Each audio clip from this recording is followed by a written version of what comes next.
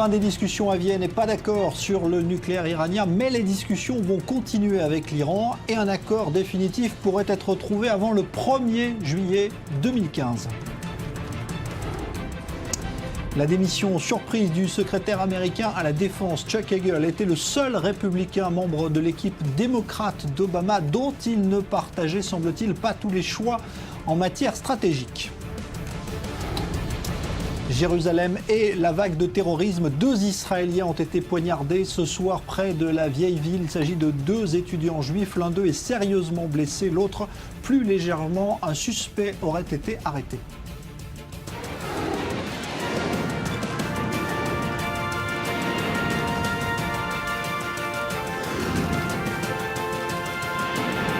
Le Grand Direct, avec Jean-Charles Banoun.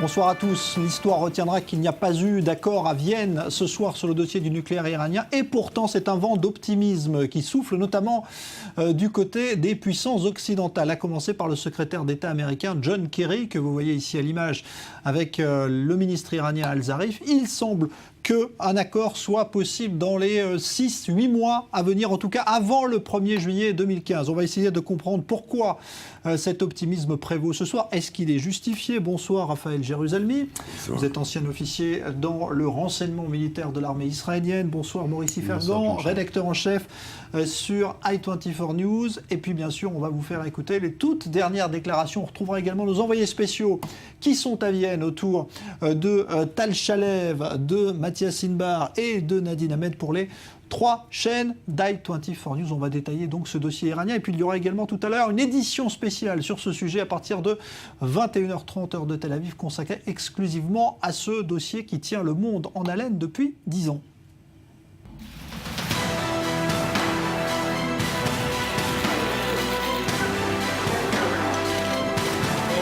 The alternative to a bad deal is not war. The alternative to a bad deal is continued sanctions and more effective sanctions.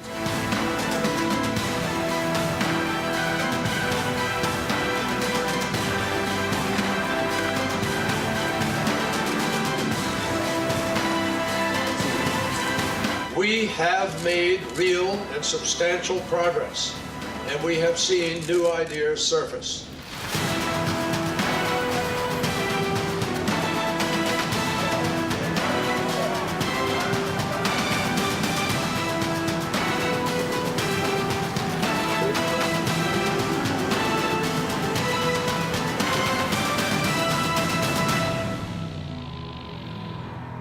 Les discussions vont donc continuer entre le groupe des 5+1 et l'Iran pendant encore quelques mois, au moins en tout cas jusqu'au 1er juillet 2015. C'est la nouvelle date butoir fixée ce soir. Maxime Pérez nous explique tout cela en images. Le suspense a pris fin au Palais Cobourg de Vienne. Entre l'Iran et les grandes puissances, il n'y a pas eu d'accord, mais les protagonistes ont convenu de se retrouver dès le mois prochain à Oman. Les négociations vont se prolonger jusqu'à l'été 2015.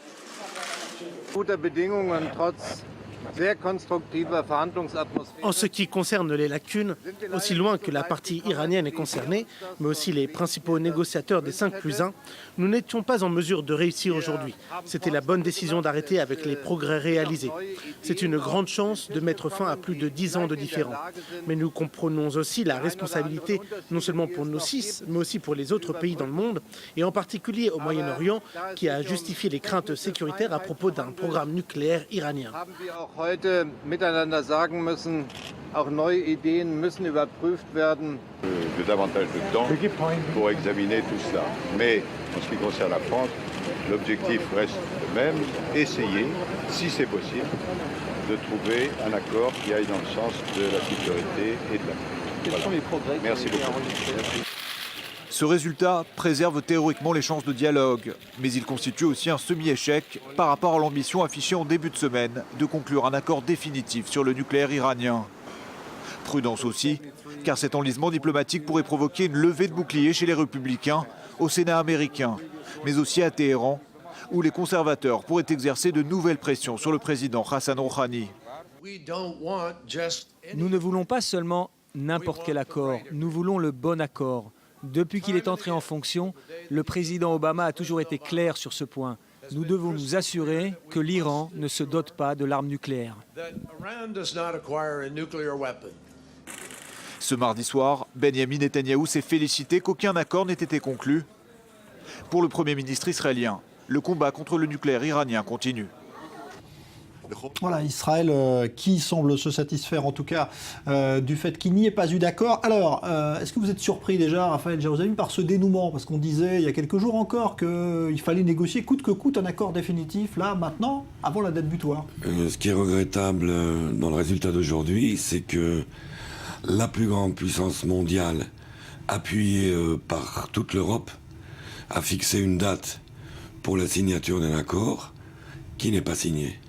Elle a mis quand même tout son poids et 10 ans de travail pour arriver ce lundi 24 novembre, et admettre, en souriant, M. Kerry est un diplomate, donc il sait sourire, même quand il a échoué, mais il a échoué, l'Occident s'incline devant l'Iran et dessert l'Iran parce qu'il fallait soutenir par cet accord la force peut-être modératrice que représente Rouhani, alors qu'en ne signant pas d'accord, on comprend très bien que ce sont les pressions des gardes de la révolution et de la branche dure de l'Iran, représentée par l'ayatollah Khamenei, qui l'emportent.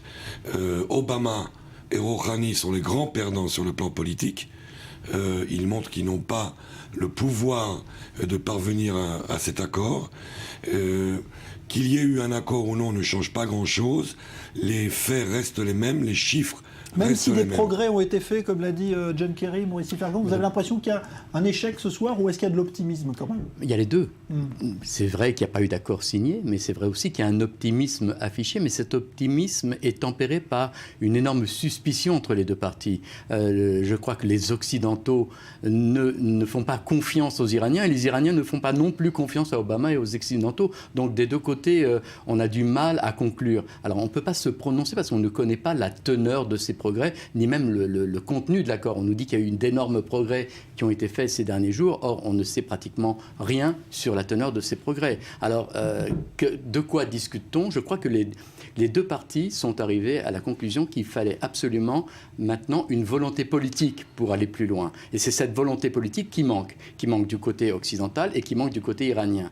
Donc, on a fixé une date, mars, pour arriver à un accord de principe politique pour pouvoir ensuite poursuivre. Alors, est-ce que ça va mener quelque part? Ça, l'avenir nous le dira. Mais n'oublions pas la capacité purement technique de l'Iran. On parle d'une menace nucléaire. Aujourd'hui, on reporte à fin juin la signature éventuelle d'un accord. On parle de 7 mois. Alors que la capacité aujourd'hui de l'Iran d'enrichir son uranium de façon à ce qu'il puisse être utilisé de façon militaire, c'est entre 3 et 4 mois. Il y a aujourd'hui 7 tonnes et demie d'uranium enrichi entre 5 et 20%, sans compter l'uranium que la Commission de l'énergie atomique internationale reconnaît qui peut être caché dans certains endroits de l'Iran, et même des réacteurs. On en a découvert 2 il y a 2 ans, qui étaient cachés. Donc il y a là une capacité qui représente aujourd'hui, en 3-4 mois, la possibilité de faire 7 bombes. Et il y a à Akkar donc là, même aujourd'hui, finalement, d'eau lourde. Et là, c'est le plutonium. 10 kilos de plutonium, c'est une bombe. Toutes ces bombes-là sont faisables dans un court laps de temps. Donc les Iraniens gagnent du temps pour vous? Bien sûr. Ils cherchent à gagner du temps. Ils gagnent du temps depuis 10 ans. N'oublions pas, en 1994, la Corée du Nord a signé un accord de non-prolifération. 1 an après, elle entreprenait son premier essai nucléaire. Elle avait gagné du temps. Les Iraniens peuvent aussi signer un accord et, comme la Corée du Nord, 1 an après, faire un essai nucléaire. Il n'y a aucune garantie qui a été donnée. Il y a une reconnaissance des vrais experts, pas des diplomates comme M. Kerry, des vrais experts du nucléaire, reconnus par l'Agence internationale, qu'il y a beaucoup d'ombres au tableau, qu'il y a des centrifuges, des centrifugeuses dont on ignore l'emplacement. Il y en a aujourd'hui 10 000 en activité, mais les plus dangereuses, qui s'appellent les centrifuges IR2, ne sont pas encore opérationnels, mais on sait que les Iraniens ont déjà plusieurs centaines et que les Russes se sont engagés, on en livrait encore quelques centaines avec les 2 réacteurs qu'ils leur vendent dans la foulée. Donc, à mon avis, M. Kerry est peut-être pragmatique, il est peut-être pratique, mais il n'est certainement pas réaliste. Les sanctions face à une arme nucléaire, c'est comme si je vous dis, je vous lave votre argent de poche, pendant que vous avez une mitraillette en main en face de moi. Moi, je vous coupe l'argent de poche. Sachant que le régime des sanctions allégées signé à Genève va rester en vigueur durant la période qui arrive, ça veut dire que de l'argent en plus va être récupéré. C'était une manière pour les Américains de maintenir les Iraniens à la table de négociation, sinon il n'y aurait pas eu de prolongation. Donc les Américains ont dû concéder cette poursuite des allègements pour pouvoir maintenir les Iraniens à la table des négociations. Mais il faut tout de même dire que les Iraniens, finalement, sont déjà gagnants dans cette partie, parce qu'ils sont reconnus maintenant par la communauté internationale comme une puissance nucléaire. Alors toute la question qui se joue maintenant au cours des 6 prochains mois, c'est est-ce que l'Iran va être ce qu'on appelle un pays seuil, un pays capable de produire une bombe nucléaire dans l'année. Et ça, c'est tout le dossier qui est entre les mains des Américains et des Occidentaux. Et il faut trouver des mécanismes, c'est ce que recherchent les Occidentaux, trouver des mécanismes pour s'assurer que lorsque les Iraniens entreprendront la production de ces bombes, l'Occident puisse réagir à temps, parce que c'est vrai qu'on ne peut pas les empêcher. Les contrôles sont pratiquement dérisoires, même si on nous dit qu'il y a des systèmes de surveillance vidéo par satellite dans ces sites, c'est totalement inefficace, parce que dès le moment où ils auront décidé de produire, et ils ne le produiront sûrement pas dans un site qu'on connaît, ils vont sûrement le produire dans des sites qu'on ne connaît pas, je ne vois pas mal comment l'Occident pourrait intervenir. C'est-à-dire que l'Occident, selon vous, n'a rien gagné dans ces négociations, parce qu'on voit ce que l'Iran a quand même réussi à obtenir, mais l'Occident... Moi, il me semble qu'il y a un autre jeu qui se joue. Le jeu du nucléaire est déjà pratiquement fait. L'Iran, contrairement à ce qu'on avait déclaré il y a 10 ans, qui avait 190 centrifugeuses, aujourd'hui on a 10 000, vous l'avez dit, donc les jeux sont faits. On ne va pas maintenant leur détruire tout leur potentiel, comme ça a été dit au début. Maintenant, le jeu qui se joue, c'est le jeu des nouvelles alliances au Proche-Orient. Il faut faire attention à ce que, par exemple, disent les Saoudiens. Les Saoudiens sont extrêmement inquiets, peut-être même plus inquiets qu'Israël sur ce dossier-là, parce que pour l'Arabie saoudite, qui maintenant menace de créer des centrales nucléaires, pas à des fins civiles, les Saoudiens craignent une nouvelle alliance entre les États-Unis et un nouvel allié, l'Iran et l'Irak, de manière à changer un peu la donne au Proche-Orient. C'est-à-dire que les États-Unis auraient choisi les chiites contre les sunnites. Et ça nous ramène maintenant à la lutte contre l'État islamique, effectivement, qui oppose les chiites et les sunnites dans ce domaine. Oui, on peut pousser même ce cynisme géopolitique un peu plus loin, vers le cynisme des places financières. Je pense qu'il sera extrêmement intéressant de voir demain la réaction de Wall Street et des grandes bourses financières de par le monde. Y aura-t-il un soulagement ? N'oublions pas que nous parlons quand même ici de l'OPEP, du pétrole, de la stabilité mondiale. Il reste à voir maintenant si effectivement les financiers, les grands investisseurs se sentiront rassurés par les discours optimistes de John Kerry, ou inquiets que effectivement l'Occident n'ait pas pu imposer sa volonté avec plus de fermeté et se soit laissé un petit peu mener en barque tout de même par les Iraniens, après avoir prétendu ne jamais considérer de prolongation. Et encore, quand John Kerry a dit il y a quelques jours qu'il n'envisageait pas une extension des négociations, moi je pensais à 1 mois, 2 mois à tout casser. Et, fin juin, je pense que c'est pas de l'optimisme, c'est vraiment du pessimisme. Ça veut dire qu'il considère qu'il n'est pas capable d'avancer d'ici là de façon assez convaincante pour revenir à Vienne. Donc c'est 7 mois. Ça montre à quel point le fossé est grand de 7 mois, pas de 7 jours. Je vous livre la réaction à l'instant. Vous savez qu'il est très moderne, le président Rouhani, qui est considéré comme justement un modéré en Iran. Il a réagi sur son compte Twitter à l'instant et il dit pour lui que des étapes positives ont été franchies lors de ces négociations et que ça a été un travail très difficile, mais que donc lui aussi semble optimiste. Alors on verra dans un instant avec vous Quelle parade reste-t-il pour éviter évidemment un Iran nucléaire militairement? Mais on va retrouver tout de suite à Vienne l'un de nos envoyés spéciaux, Matthias Inbar, pour dresser donc le bilan de ces discussions qui n'ont pas débouché sur un accord, mais sur une extension des négociations. Matthias Inbar à Vienne. Tant pour les 5+1 que pour l'Iran, un accord était devenu presque impossible un an après cet accord intérimaire du 24 novembre 2013. Ce qui se profile à l'horizon désormais, c'est que les discussions devaient se prolonger jusqu'au 30 juin 2015 avec la volonté et non pas l'obligation, et c'est très important, de trouver des contours d'un accord d'ici fin février ou le 1er mars 2015. En attendant, eh bien, les Iraniens ne voulaient pas, c'est du moins ce que m'a confié le chef de la délégation iranienne, ne voulaient pas de cette poursuite des négociations, voulaient obtenir quasiment 80% de levée des sanctions qui pèsent sur l'Iran depuis plusieurs années. Eh bien, ils auraient reçu une contrepartie, c'est-à-dire la somme de 700 millions de dollars d'allègement de sanctions par mois. C'est ce qui aurait permis à Jawad Zarif d'accepter de prolonger les discussions d'ici 2015. Du côté de la communauté internationale, eh bien, cette idée qui a été avancée par le ministre des Affaires étrangères chinois Wang Yi, qui est venu que ce matin et qui aurait fait avancer cette idée de la poursuite des négociations, eh bien, on estime que c'est un accord et le travail est encore long.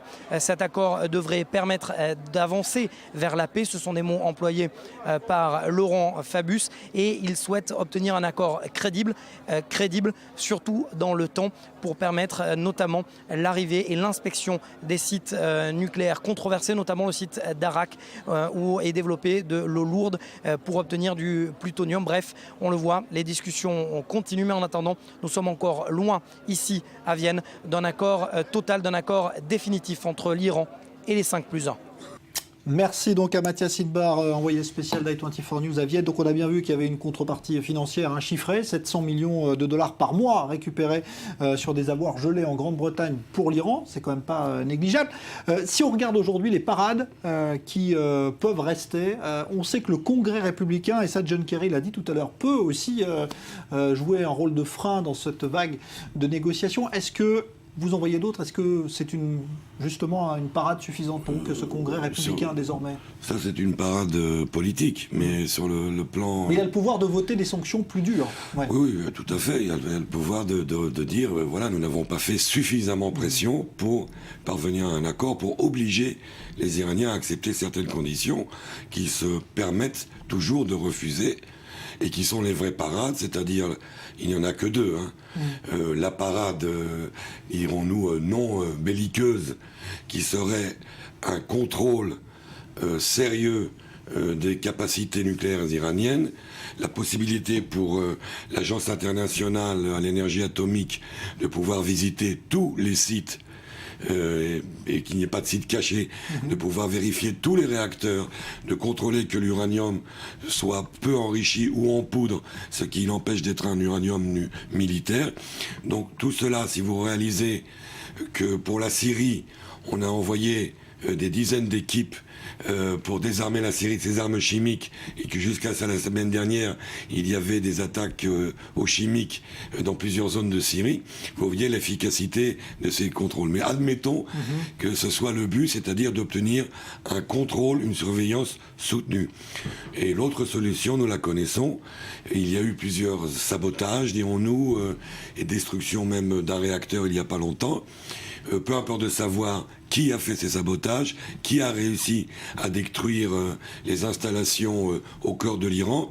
La seule chose qui est importante de savoir, c'est que c'est faisable et que quelqu'un quelque part peut le faire. Et s'il le doit, il le fera peut-être à plus grande ampleur, à plus grande échelle. Ça sera peut-être malheureusement la dernière porte de sortie, avant ce que tout le monde redoute, évidemment, qu'il soit un état de guerre. Oui, je crois qu'il y a une autre parade. On fait pas assez attention à ce qui se passe sur les marchés pétroliers. Je veux dire, l'Arabie Saoudite, depuis quelques mois, brandit l'arme du pétrole, justement pour freiner l'Iran. Est-ce que l'Iran va gagner 700 millions de dollars par mois? Elle risque de le perdre sur le marché du pétrole, parce que l'Iran, il faut le savoir, est le premier fournisseur fournisseur de pétrole à la Chine. Or, depuis 6 mois, l'Arabie Saoudite fait tout pour faire baisser le prix du brut. C'était fixé à $100, on en est à 90, et le roi Faisal a déclaré il y a quelques semaines qu'il pourrait même descendre à 60 ou à 50, c'est-à-dire qu'il cherche absolument à faire baisser le prix du baril sur le marché international.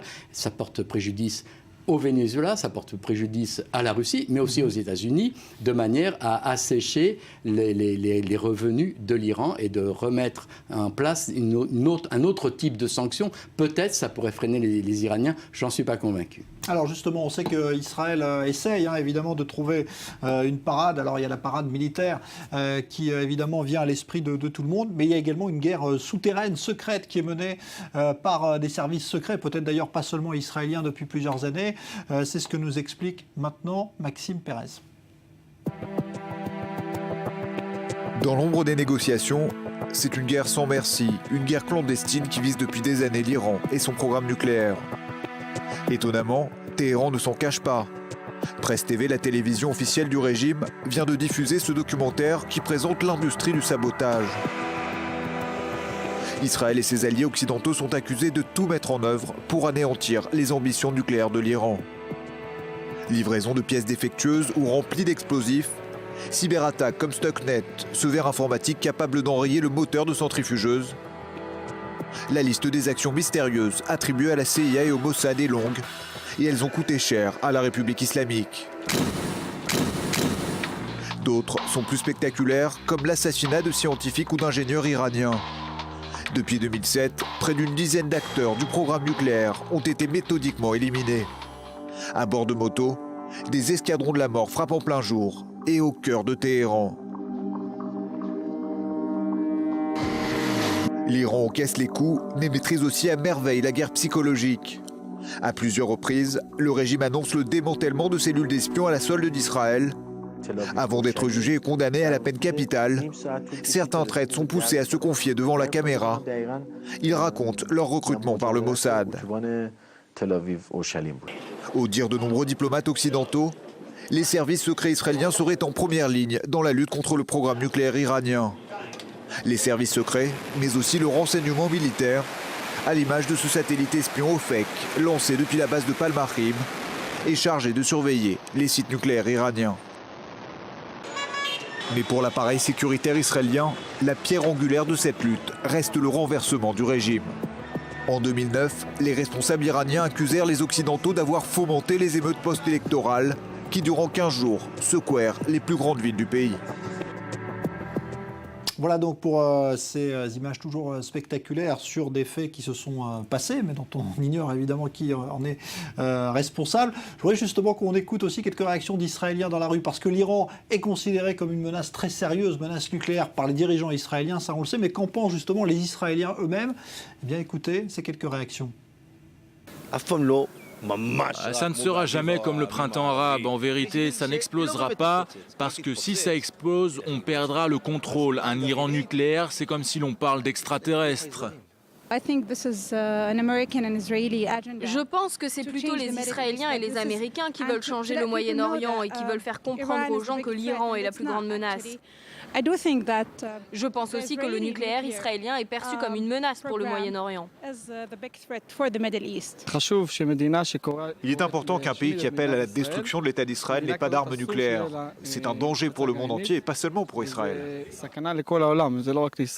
Je pense que c'est une énorme menace pour Israël et pour le monde entier. Je ne pense pas que le programme nucléaire iranien soit bon pour qui que ce soit et je ne pense pas qu'il soit suffisamment crédible pour le mettre en œuvre.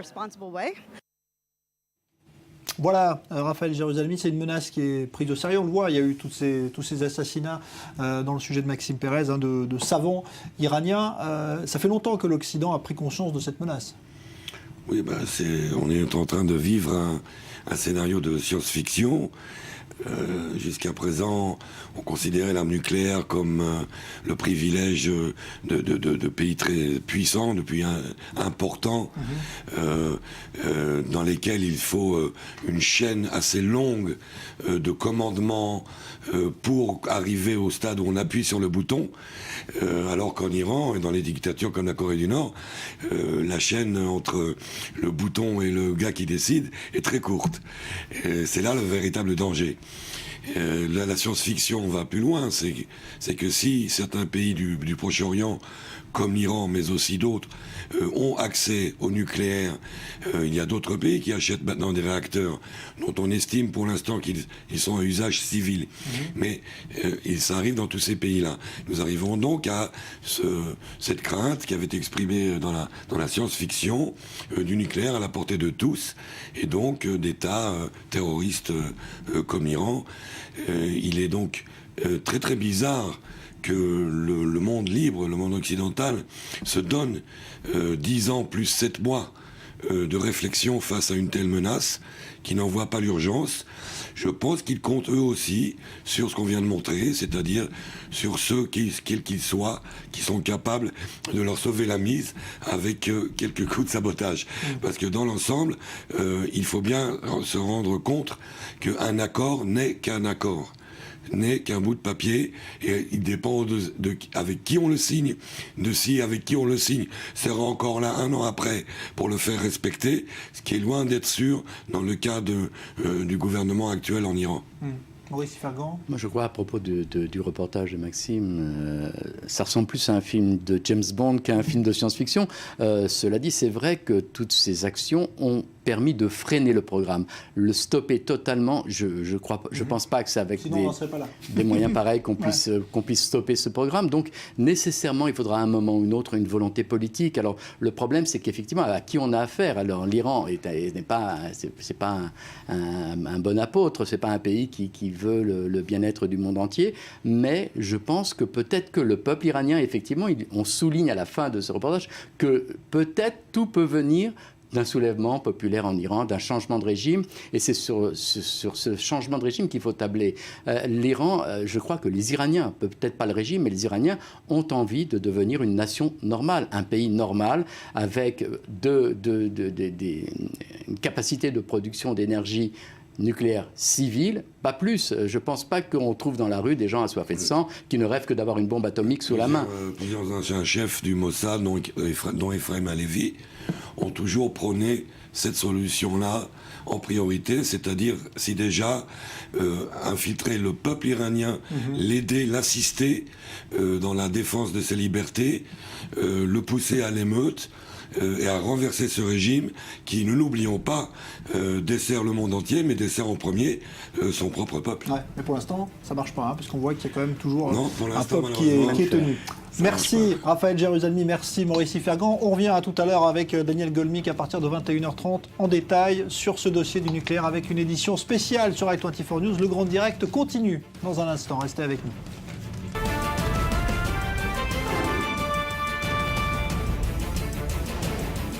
La fin des discussions à Vienne sans accord sur le nucléaire iranien, mais les discussions vont continuer avec l'Iran et un accord définitif devra être trouvé avant le 1er juillet 2015.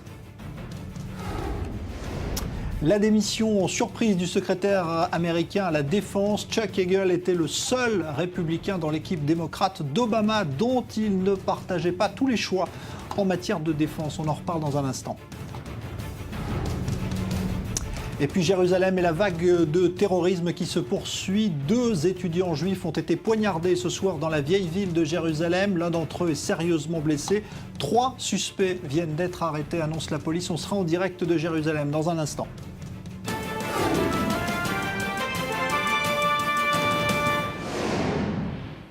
Des remous donc au sein de l'administration Obama. Le secrétaire à la Défense Chuck Hagel, seul membre républicain de ce gouvernement américain, vient d'annoncer sa démission en raison de divergences, semble-t-il, de vues sur des dossiers stratégiques. Barack Obama vient de l'officialiser après que le journal New York Times ait révélé l'information. On écoute le président des États-Unis et son secrétaire à la Défense démissionnaire. Comme le président l'a dit, j'ai soumis aujourd'hui ma démission en tant que secrétaire d'État à la Défense. Cela a été le plus grand privilège de ma vie de diriger, de servir aux côtés des hommes et des femmes du ministère de la Défense et de soutenir leurs familles. Je suis extrêmement fier de ce que nous avons accompli durant cette période. S'il y a une chose que je sais au sujet de Chuck, c'est qu'il ne prend pas de décision à la légère. Cette décision n'a pas été simple pour lui, mais je me considère extrêmement chanceux de l'avoir eu à mes côtés pendant 2 ans. Et je suis reconnaissant que Chuck ait accepté de rester jusqu'à ce que je nomme un successeur. Ce successeur a d'ailleurs été confirmé par le Sénat, ce qui signifie qu'il va continuer à guider nos troupes dans cette période difficile. Alors en ligne avec nous, Christian Mallard, qui est consultant diplomatique sur i24 News. Bonsoir Christian. Bonsoir. Alors c'est une nouvelle surprenante ou pas pour vous qui connaissez bien les arcanes de la Maison-Blanche? Non, je ne suis pas surpris, ça couvait depuis quelque temps. Alors, si vous voulez, Chuck Hagel a été contraint de démissionner, vous l'avez bien dit, pour désaccords profonds sur la stratégie adoptée par rapport à l'État islamique en Irak et en Syrie. La véritable pomme de discorde, je crois, c'est qu'Obama et Hagel étaient trop... Enfin, pour Obama, Hagel était trop à l'écoute des militaires, du général Dempsey, qui est le chef d'état-major de l'armée américaine, qui estime qu'il faut des troupes américaines au sol, en Syrie, en Irak, si on veut venir à bout de l'État islamique. Mais vous le savez, Obama, lui, c'est le chef, et il est résolument opposé à toute intervention de troupes américaines au sol. Donc, je rappellerai aussi qu'il avait mal digéré, Obama, ce qu'avait déclaré Hagel, parce qu'en août dernier, vous vous souvenez, Obama avait dit que l'État islamique, il l'a comparé, l'État islamique, à une espèce d'équipe de juniors de basketball. Ce à quoi Chuck Hagel avait répondu que pour lui, plutôt, l'État islamique, c'était une grosse menace. Enfin, quand le patron, c'est le chef de la Maison-Blanche, quand il a raison, ben vous avez toujours tort, quand même si vous avez raison sur le fond, en disant que c'est une grosse menace. Donc, si vous voulez, aujourd'hui, la question qui se pose, c'est de savoir comment on va trouver une nouvelle stratégie, parce que contre l'État islamique, il faudra agir sans doute autrement. Il va falloir savoir quel type de ministre de la Défense on va avoir, quelle va être la politique adoptée par Obama aussi vis-à-vis des militaires. Et puis en même temps, je dis que la décision qui a été prise par Obama de contraindre Hagel à démissionner, c'est une façon pour lui de répondre aux nombreuses critiques dont il était l'objet en matière de politique étrangère et de défense depuis quelque temps. Donc quelque part, Chuck Hagel a été le fusible. Ouais. Est-ce que, Christian, ça signifie que la politique américaine au Proche-Orient va prendre une nouvelle direction? Parce que c'est vrai qu'elle est assez peu lisible, en fait. Oui, je crois qu'en effet, c'est le point clé. Le départ de Chuck Hagel va sans doute impliquer une nouvelle politique de défense, une nouvelle stratégie militaire à redéfinir rapidement vis-à-vis de la Syrie, vis-à-vis de l'Irak et puis aussi de la Turquie, sur laquelle on compte beaucoup pour lutter contre l'État islamique et pour se rapprocher des États-Unis dans une forme de stratégie commune contre l'État islamique. C'est tout ça qui est en jeu aujourd'hui. Le temps presse. Il faut vite nommer un ministre de la Défense et prendre des décisions qui s'imposent, ça c'est clair. Merci Christian Mallard, consultant diplomatique donc sur i24 News, qui était en direct. Merci à vous. Autre gouvernement secoué par une crise politique, celui de Benyamin Netanyahou en Israël. Le vote de la fameuse loi sur l'État-nation qui divise les ministres pourrait être renvoyé d'une semaine à la Knesset.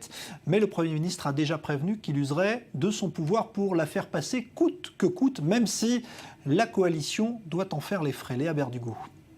Le vote a beau être repoussé d'une semaine, la colère reste vive au sein de la coalition.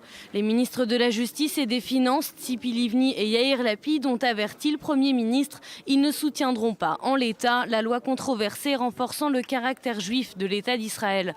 Benyamin Netanyahou travaille donc sur une version plus équilibrée du texte. Toutefois, le Premier ministre se montre catégorique.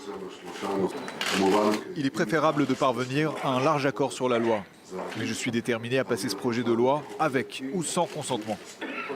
Du côté des intéressés, on ne faiblit pas sous la menace. Tzipi Livni maintient son opposition à certains principes présents dans le texte. Elle a accusé Benyamin Netanyahou de promouvoir une loi reléguant une partie de la population à un statut de seconde classe. Le sionisme signifie à la fois un État juif et un État démocratique. On ne s'écartera pas de ces principes, ni aujourd'hui, ni demain, ni la semaine prochaine.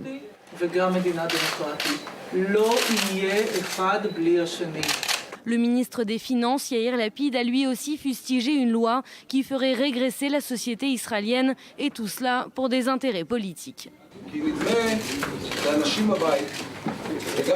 Pour l'opinion publique, si l'on en croit la presse, on entend que chaque jour il y a une nouvelle crise dans la coalition, et à chaque fois sur un nouveau sujet, mais c'est faux.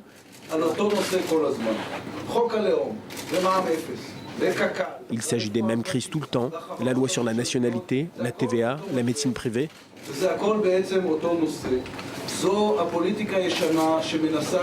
C'est la même politique vers laquelle on essaie de nous ramener, vers des jeux d'intérêt, vers la corruption. S'ils tiennent parole, Tzipi Livni et Yair Lapid voteront contre ce projet de loi la semaine prochaine. S'il n'est pas amendé dans leur sens, Benyamin Netanyahou devra donc choisir entre de nouvelles élections ou constituer une coalition avec de nouveaux partenaires. Alors, tension politique sur fond de tension sécuritaire, toujours à Jérusalem, où l'on va retrouver d'ailleurs notre analyste Daniel Haïk, qui est en direct de la Knesset. Daniel, bonsoir. On évoque avec vous tout d'abord ce qui s'est passé ce soir dans la vieille ville avec de nouveau un acte terroriste. Oui, apparemment un acte terroriste. Il faut encore être prudent concernant les circonstances exactes de ce qui s'est passé il y a environ 2 heures. Donc à la porte de Jaffa, qui est la porte d'entrée vers la vieille ville de Jérusalem, une artère principale essentielle.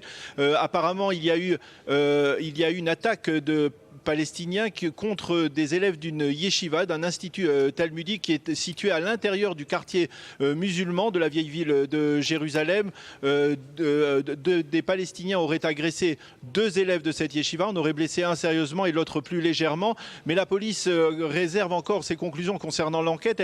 Elle estime qu'il pourrait s'agir en fait d'une dispute, d'une rixe entre ces Palestiniens et ces élèves de yeshiva, de l'institut talmudique, qui se seraient, dirons-nous, quelque peu insultés mutuellement, et cela aurait donc abouti à ces coups de poignard de la part de l'un des assaillants.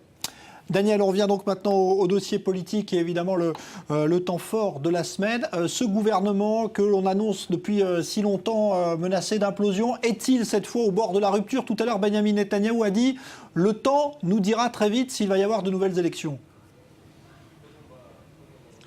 Oui, écoutez, pour l'instant, on peut dire que le report du vote sur cette fameuse loi sur l'identité nationale n'a pas désamorcé la crise. On peut dire qu'elle n'a fait que la prolonger, une prolongation d'1 semaine, parce qu'on a le sentiment que quelque part, les partenaires de cette coalition, Binyamin Netanyahou, Tzipi Livni, Yair Lapid, ressemblent de plus en plus à des adversaires, pour ne pas dire à des ennemis politiques, qu'à des alliés, à de véritables alliés capables de rester ensemble, assis autour de la même table au Conseil des ministres ou au sein de la même coalition gouvernementale. Le sentiment est que chacun des partis maintient sa ligne la plus ferme. Tzipi Livni a annoncé, et Yair Lapid aussi, ils ont annoncé qu'ils n'avaient pas l'intention de voter la loi sur la nationalité, sur l'identité nationale, dans la formule qui avait été proposée par Zeev Elkin, le président de la coalition gouvernementale, qui est une formule, on va dire, très controversée, qui donne priorité aux valeurs du judaïsme au détriment des valeurs de la démocratie. Et on dit que tout simplement, si Binyamin Netanyahou persiste à vouloir faire voter cette loi, et plutôt qu'une loi que lui pourrait proposer et qui serait plus équilibrée, eh bien cela signifierait que Binyamin Netanyahou veut absolument que l'on se dirige vers la chute de son propre gouvernement et que l'on se dirige vers des élections anticipées. Merci Daniel Haïk, donc en direct de la Knesset, le Parlement israélien à Jérusalem. À Tel Aviv, le tribunal a prononcé aujourd'hui l'inculpation formelle du terroriste qui a poignardé à mort un soldat dans une gare. C'était la semaine dernière au sud de la ville. Originaire de Naplouse en Cisjordanie, ce Palestinien de 18 ans que vous voyez à l'image a reconnu être venu tuer ce soldat pour devenir, je cite, un martyr. Un mois après avoir été grièvement blessé par balle par un terroriste, cette fois à Jérusalem, le rabbin Yehuda Glick, partisan du droit des Juifs à prier sur l'esplanade du mont du Temple, a pu sortir de l'hôpital aujourd'hui. Il devrait totalement récupérer, disent les médecins, de ses multiples blessures par balle. L'autorité palestinienne renonce à saisir le Conseil de sécurité pour obtenir la reconnaissance formelle de l'État palestinien, et ce en raison des discussions actuelles sur le nucléaire iranien. C'est ce que l'on dit officiellement à Ramallah. En revanche, le Parlement européen et la France doivent se prononcer lors de votes prévus au cours de cette semaine. En Syrie, les forces kurdes annoncent avoir progressé de nouveau dans Kobané, la ville assiégée par l'État islamique depuis des semaines maintenant. Et si l'on parle régulièrement du phénomène des djihadistes venus d'Europe rejoindre l'EI, un autre phénomène a vu le jour en contrepoint. Il s'agit d'anciens soldats d'armées occidentales qui vont combattre les djihadistes aux côtés des forces kurdes, cette fois. Leslie Rezoug. Elle piétine le drapeau de l'État islamique. Première femme partie combattre l'organisation radicale aux côtés des forces kurdes, Jill Rosenberg est devenue un véritable symbole pour le nombre croissant d'Occidentaux qui partent en Syrie. Leur objectif, prendre les armes aux côtés de l'unité de protection du peuple, l'armée du Kurdistan syrien, et empêcher à tout prix la progression du groupe. Selon l'édition de samedi dernier du journal britannique The Observer, James Hughes et Jamie Reed, 2 ressortissants britanniques, auraient également rejoint les combats. Originaires d'une petite ville d'Angleterre, ils ont servi respectivement en Afghanistan et auraient participé à des entraînements avec l'armée française. Des départs inattendus donc, qui témoignent du succès du mouvement kurde auprès des jeunes occidentaux. Avec plus de 20 000 likes, la page Facebook des Lions de Rojava s'impose désormais comme un vecteur essentiel du recrutement. Depuis plusieurs jours, des photos d'Occidentaux tenus de combat et armes à la main sont régulièrement publiées sur la page. En bannière, un seul mot d'ordre, il vaut mieux vivre un jour comme un lion que 100 comme un mouton. Car la Rojava, cette partie kurde de la Syrie, est le théâtre de violences quotidiennes depuis des semaines. Notamment à Kobané, les forces kurdes et les combattants de l'État islamique s'affrontent toujours pour le contrôle de cette ville stratégique. Des combats qui sont donc loin de concerner uniquement les populations locales. Et si des lois ont déjà été prises afin d'empêcher le retour des djihadistes en Angleterre notamment, pas question de comparer les combattants pro-kurdes aux recrues de l'État islamique. Aucune disposition n'a pour l'instant été envisagée pour ces combattants en guerre contre le djihad. Les États-Unis secoués par un nouveau drame à connotation raciale. Un enfant de 12 ans abattu par un policier à Cleveland alors qu'il avait brandi un pistolet en plastique, mais selon la police, apparemment indifférenciable d'un vrai à l'œil nu. Tragique méprise ou meurtre raciste, la question est une nouvelle fois posée. Léa Berdugo. Un drame qui suscite l'indignation. La scène se déroule samedi après-midi à Cleveland, dans l'Ohio. Tamir Rice, 12 ans, joue avec un faux pistolet lorsqu'il est abattu par la police qui craignait que l'enfant n'ouvre le feu.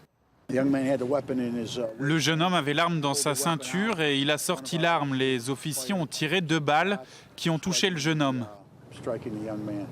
Avec au moins une balle dans l'estomac, il est mort dimanche matin de ses blessures. Cette affaire intervient dans un contexte de tension aux États-Unis, plusieurs mois après l'affaire Ferguson. Un policier blanc avait alors abattu un adolescent noir non armé dans la banlieue de Saint-Louis. Pour les militants des droits de l'homme, la question raciale mérite d'être soulevée. Je ne pense pas que ces officiers de police sont partis de chez eux pour tuer un enfant noir. Je pense que le manque d'entraînement à sa part, le côté racial à sa part, c'est quelque chose dont nous devons parler, qu'on le veuille ou non. Mais selon l'avocat de la famille, ce drame ne semble pas être lié à une question de race. Une enquête a été lancée pour éclaircir les nombreuses zones d'ombre. Les policiers pouvaient-ils savoir que l'arme était factice? Ont-ils tiré sans sommation? Et surtout, pourquoi les agents n'ont pas pris de précautions alors qu'ils se trouvaient face à un enfant âgé de 12 ans. Et justement, c'est ce soir qu'est attendue la décision du grand jury du tribunal de Saint-Louis dans le Missouri concernant l'inculpation ou non de ce policier accusé d'avoir mortellement blessé un jeune noir à Ferguson il y a quelques semaines, ce qui a provoqué de violentes émeutes dans cette petite ville.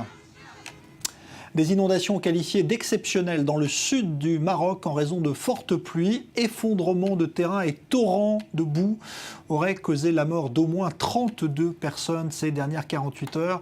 La fin de l'alerte a été donnée aujourd'hui. C'est plus particulièrement le secteur de Guelmim, à 200 km au sud d'Agadir, qui a été touché. L'économie tout de suite.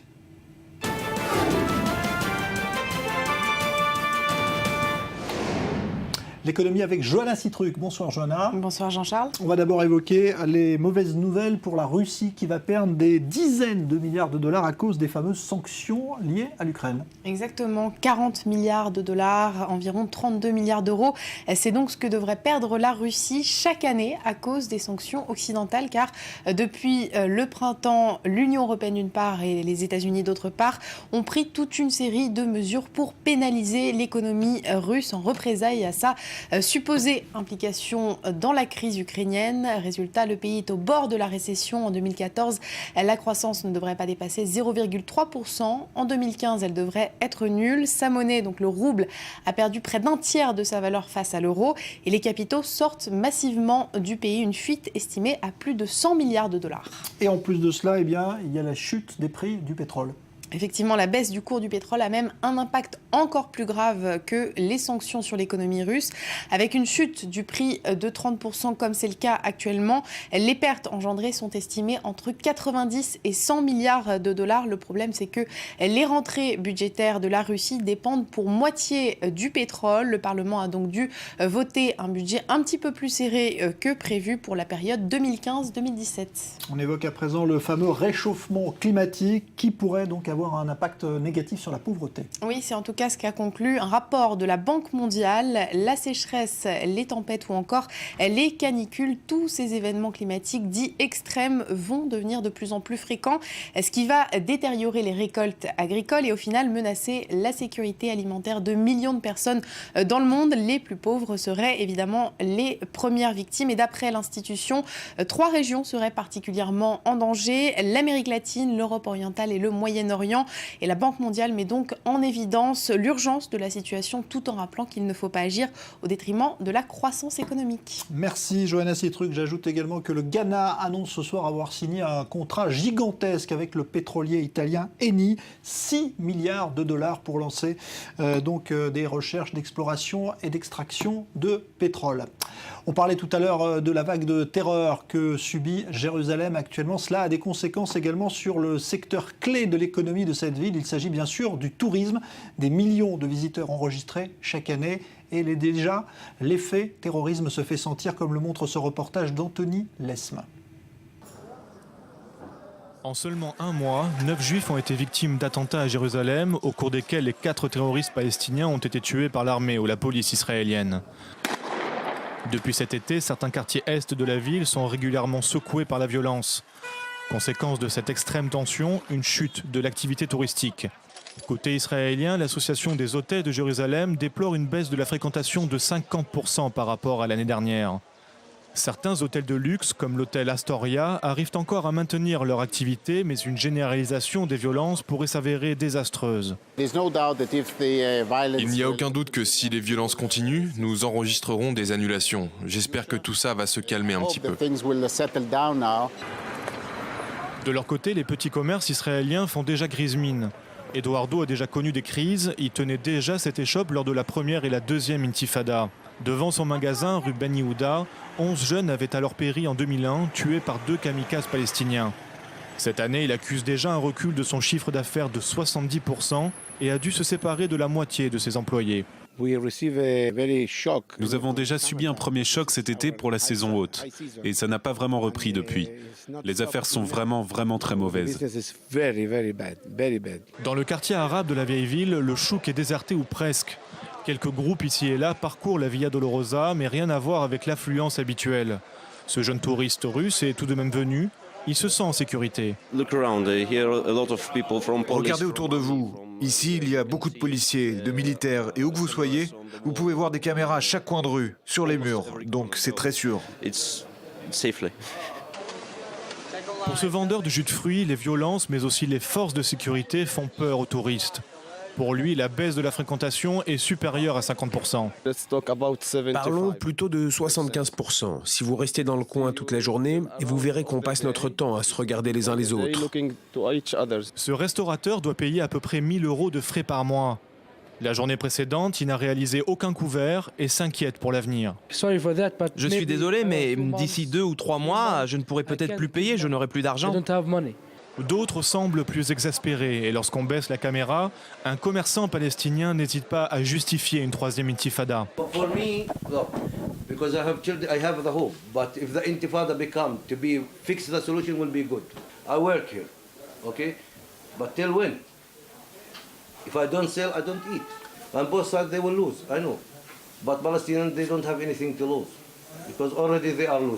De ce climat naît depuis quelques semaines des tensions économiques pouvant créer de nouvelles frustrations et alimenter de nouvelles violences.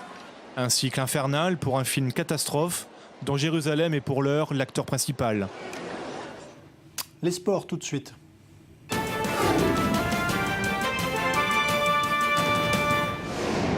Vous allez voir qu'on ne quitte pas vraiment Jérusalem puisqu'on va revenir en images sur l'un des matchs de foot les plus chauds du championnat israélien. Il s'agit de la rencontre qui oppose le club arabe du nord du pays, Bnei Sarknin, et le Beitar Jérusalem. Match à haut risque en raison des opinions politiques contraires des supporters des deux clubs et aggravé évidemment par le contexte actuel en Israël. Reportage sur place, Bnei Sarknin, de Maël Benoliel. D'un côté, la tribune des supporters locaux qui brandissent des drapeaux de la Palestine. De l'autre, celle des visiteurs qui agitent des drapeaux d'Israël. Un match sous haute tension entre l'équipe du Bnei Sarknin et celle du Beitar Jérusalem. Deux équipes que tout oppose. Et notamment à cause de leurs supporters respectifs, ceux du Beitar qui se réclament de l'extrême droite israélienne et ceux du Bnei Sarknin pour la plupart des nationalistes arabes israéliens. Un simple match de football qui intervient dans un contexte de violence quotidienne entre juifs et arabes en Israël. Plus de 750 policiers et 250 stadiers ont été mobilisés sur ce match. Un dispositif de sécurité sans précédent pour un face-à-face aussi attendu que redouté. Nous sommes un club qui représentons presque 25% de la population arabe en Israël et nous faisons toujours en sorte de les représenter de la meilleure des façons possibles. Que ce soit la direction du club ou les joueurs, la situation est difficile ces derniers temps et j'espère que tous ensemble nous parviendrons à surmonter tout ça.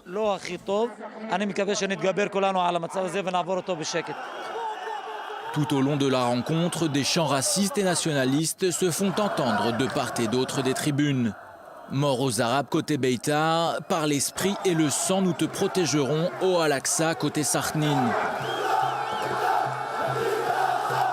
Malgré la présence de nombreux drapeaux palestiniens dans les travées du stade, le maire de Sarknin, Mazen Genaïm, et ancien président du club, préfère pourtant mettre en avant un message de coexistence entre deux peuples. Je ne comprends pas pourquoi nous faisons de ces drapeaux toute une histoire. Quand Abou Mazen rend visite à Bibi Netanyahou, je vois des drapeaux de la Palestine à côté des drapeaux israéliens. Et c'est ce qui est important en fin de compte, deux pays pour deux peuples. Des propos soutenus par ce supporter juif de Sarknin. Écoute, moi je suis supporter de Sarknin, car pour moi, ce club reflète la coexistence. À la 39e minute, le sport reprend le dessus pour quelques instants seulement. L'équipe de Sarknin, avant-dernière du championnat avant le match, parvient à ouvrir le score contre le cours du jeu. 1-0, un score qui n'évoluera pas jusqu'au coup de sifflet final, pour le plus grand bonheur des supporters locaux, et notamment pour ces députés arabes de la Knesset, la radicale Hanin Zohabi en tête. Sollicités, ils ont refusé de répondre à nos questions. Même défiance de la part des supporters du Beitar, probablement échaudés par la défaite de leur équipe, ils vont même plus loin.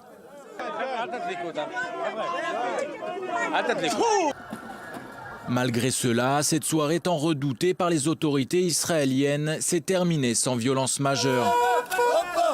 Les célébrations, quant à elles, se sont prolongées jusque tard dans la nuit du côté de Sarknin, petite ville arabe du nord d'Israël. Voilà, c'est du sport, hein, paraît-il. La culture, tout de suite.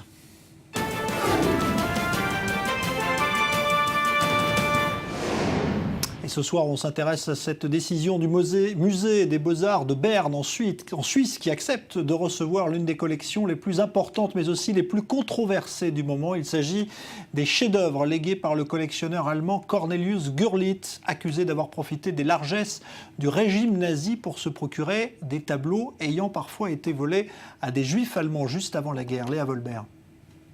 Les dernières volontés de Cornelius Gurlitt sont désormais exaucées.